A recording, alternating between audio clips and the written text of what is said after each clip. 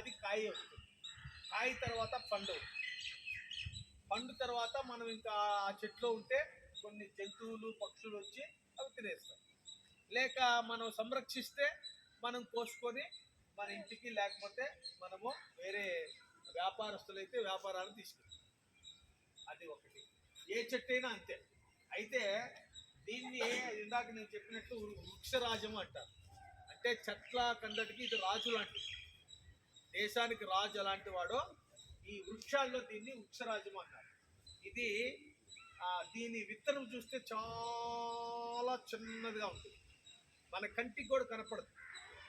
కానీ వృక్షం చూస్తే చాలా పెద్దది. ఎంత ఎంత వ్యాపిస్తుందంటే మనకు దానికి అంచనానే ఉండదు. శాఖోపశాఖలు ఉంటుంది. శాఖ అంటే కొమ్మ. అయితే మనకు ఈ జిల్లాలో, సత్యసాయి జిల్లాలోనే తెమ్మమ్మ మర్రిమాను అనేది ప్రపంచ ప్రసిద్ధిగాంచింది. దాదాపు 8 ఎకరాల స్థలంలో అది వ్యాపించింది. అది ఎప్పుడు పడిందో మరి ఆ గ్రామస్తులకే తెలియాలి, మనకు తెలియదు. కాకపోతే అది అట్లా కొమ్మలుగా వెళ్ళి అక్కడి నుంచి ఊడలు దిగి మళ్ళా అది భూమిలోకి వెళ్ళి మళ్ళా చెట్టు అవుతుంది. దీని మీద కొన్ని వేల పక్షులు నివాసం ఏర్పరచుకుంటాయి. దీని మీద ఈ కొమ్మలకు పూళ్ళు పెట్టుకొని రాత్రులు ఏం చేస్తాయంటే అవి ఆహార అన్వేషణకి వెళ్ళి తిరిగి వస్తాయి, వెళ్ళి ఆ పూళ్ళల్లో నివసిస్తాయి. అది ఒక ఎత్తు. అయితే మనం దీని కింద పల్లెటూళ్ళల్లో నేను ఇందాక చెప్పినట్లు మర్రి చెట్టు లేని ఊరంటూ ఉండదు. అయితే మనం గమనించాలి. మీరు రోజు ఇట్లే పోతున్నారు కానీ మర్రి చెట్టు గమనించాలి. నేను గమనించాను ఇక్కడ ఉంది అనేసి, అందుకే మమ్మల్ని పిలిచాను. మీరు రోజుకు 4-5 సార్లు వెళ్తున్నారు కానీ ఇది మర్రి చెట్టు అని మీకు తెలియదు. ఉండదు. ఎందుకంటే మనం చూసి చూడనట్టు వెళ్ళిపోతాం. మనమంతా కూడా కళ్ళుండి చూడలేక అనే రకంగా ఉంటాం. అంటే కళ్ళు భగవంతుడు ఇచ్చాడు, కానీ మనం ఫలానా చెట్టు ఇక్కడ ఉంది, ఫలానా చెట్టు అక్కడ ఉంది అనే దాన్ని ఏమి దృఢంగా చూడం. కాబట్టి ఇక్కడ ఉన్నా కూడా ఇంత దగ్గర ఉంటుండే ఇక్కడ పోతుంటారు. ఇక్కడ ఏమున్నాయి, మన కళ్ళు మూసుకుంటే మనము ఇన్ని సంవత్సరాలు 2, 3, 4, 5 సంవత్సరాలు ఇక్కడ ఉన్నప్పుడు కళ్ళు మూసుకుంటే ఏ చెత్త ఎక్కడ ఉంది తెలియకపోవాలి. అది చక్కగా మనం చూసినట్టు ఆ విద్యాలయంలో ఉన్నట్టు లెక్క. కానీ అలా మనం చేయట్లేదు.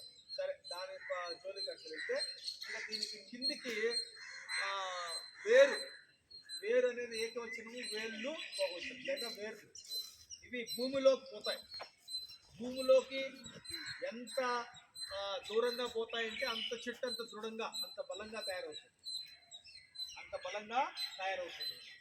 తర్వాత దీని ఆకులు బాగా విస్తారంగా వస్తాయి.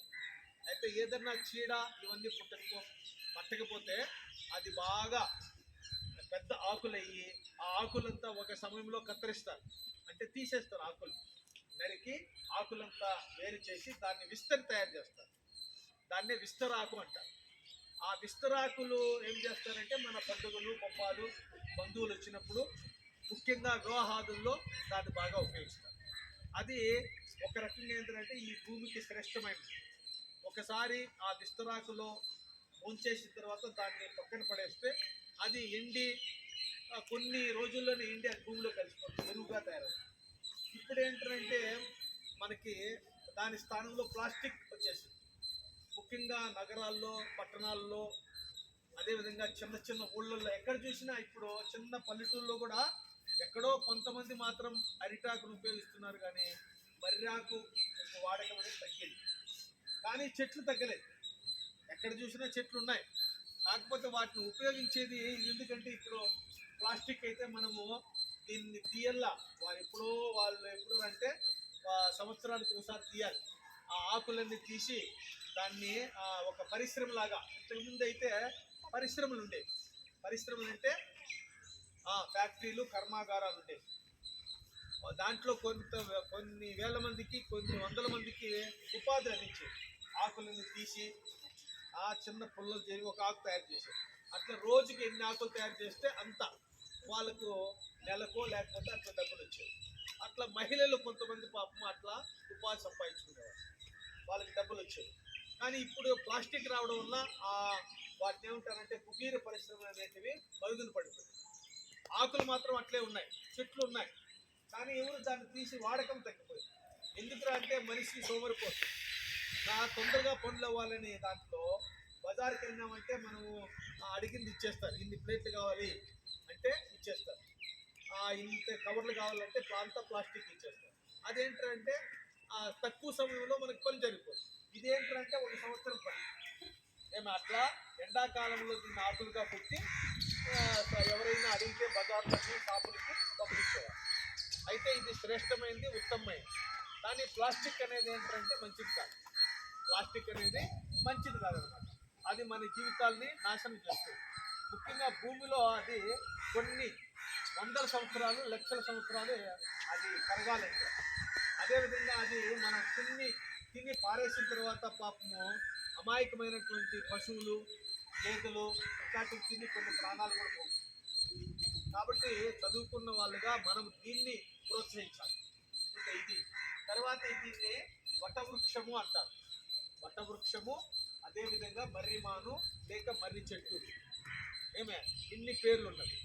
సాక్షాత్తు మహావిష్ణువు దీంట్లో నివాసిస్తారని, అందుకే వటపత్ర సాయికి వరహాల లాలి అని మన వాళ్ళు ఎప్పుడో పాట రాశారు.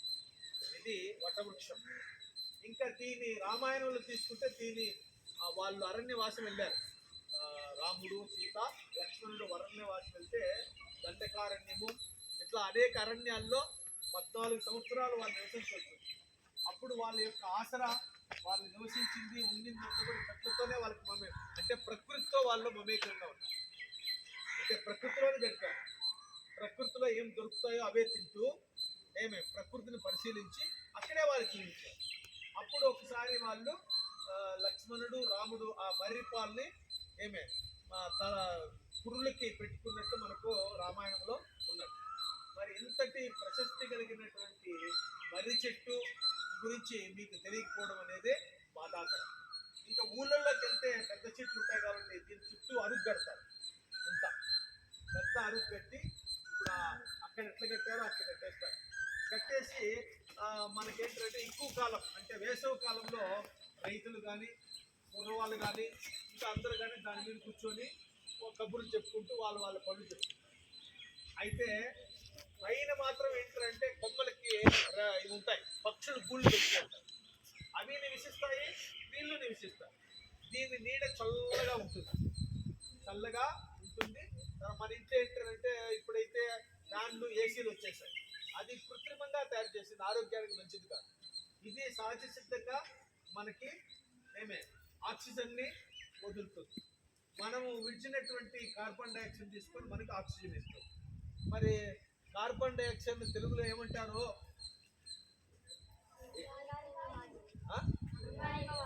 अंगारिक वायु. हिंदी में नहीं है, तेलुगु में बोलिए. మనము తీసుకున్నటువంటి కార్బన్ డైఆక్సైడ్ మనము వదులుతాం. ఆక్సిజన్ తీసుకొని విషవాయువు. కార్బన్ డైఆక్సైడ్ అనేది ఆంగ్లం.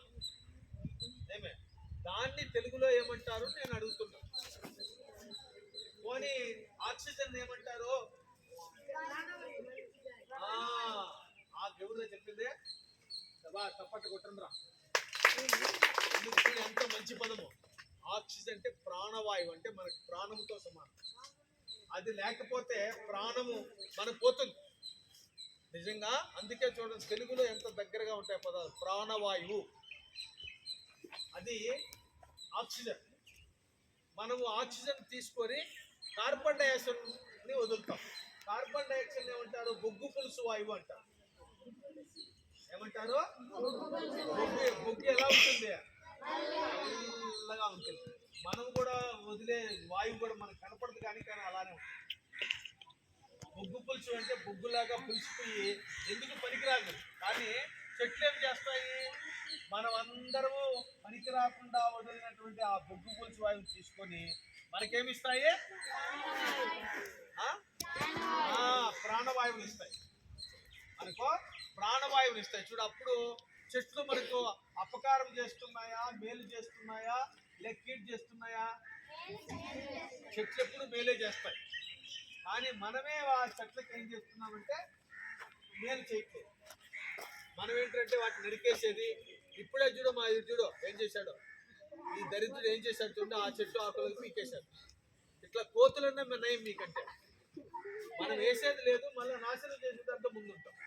ఇప్పుడు అది లేకుండా ఆ కొమ్ము ఉండింటే అది పెరిగేది, బాగా ఏపుగా పెరిగేది, ఏపుగా పెరిగేది. సరే, ఇకపోతే ఇట్లా ఇందాక నేను చెప్పినట్లు చుట్టూ అరుగు కట్టి, అరుగు మీద రైతులు, కూలీలు, వాళ్ళ ప్రజలంతా కూర్చొని ఎండాకాలంలో, వేసవి కాలంలో చక్కగా వాళ్ళ కబుర్లు చెప్పుకొని మాట్లాడారు. ఇంకా కొంతమంది కొన్ని ఊళ్ళలో ఆ చెట్టు కిందనే వ్యవసాయ పనులు చేసే ఆ పనిముట్లు తయారు చేస్తారు. ఏది వ్యవసాయ పనిముట్టు చెప్పరా బానుగా అంటే వ్యవసాయం చేసేదానికి ఉపయోగించే పనిముట్టురా, అంటే ఉపయోగించే వస్తువు.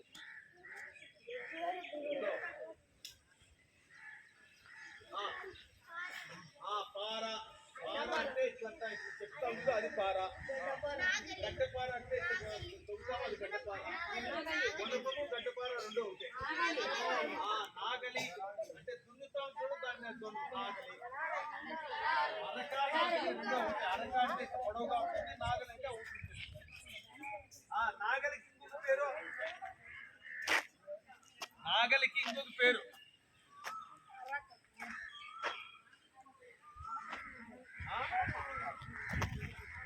అయితే ఆ నాగలికి మరి ఒక పేరుతో మన హిందూపురం దగ్గరే ఒక ఊరు ఉంది. అరకువేలి ఆంధ్రాలో ఉందా, మన సత్యసాయి జిల్లాలో ఉందా? నేను చెప్పే ప్రశ్న అర్థం చేసుకోకుండా ఏదో వాగుతాం. మళ్ళీ చెప్తా, మనకు నాగలి అనే పదానికి ఇంకొక పదముతో హిందూపూర్ దగ్గరనే ఒక చిన్న ఊరు ఉన్నది. నాగలి అనే దానికి ఇంకొక పదము ఉంది. ఆ పదముతో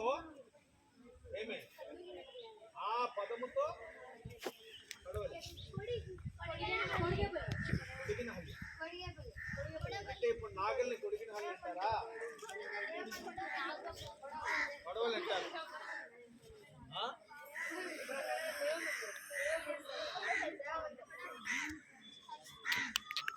నాగలి అనే పదానికి ఇంకొక పదం మడక్సరా, తప్పట్లు కుటుండ్రా.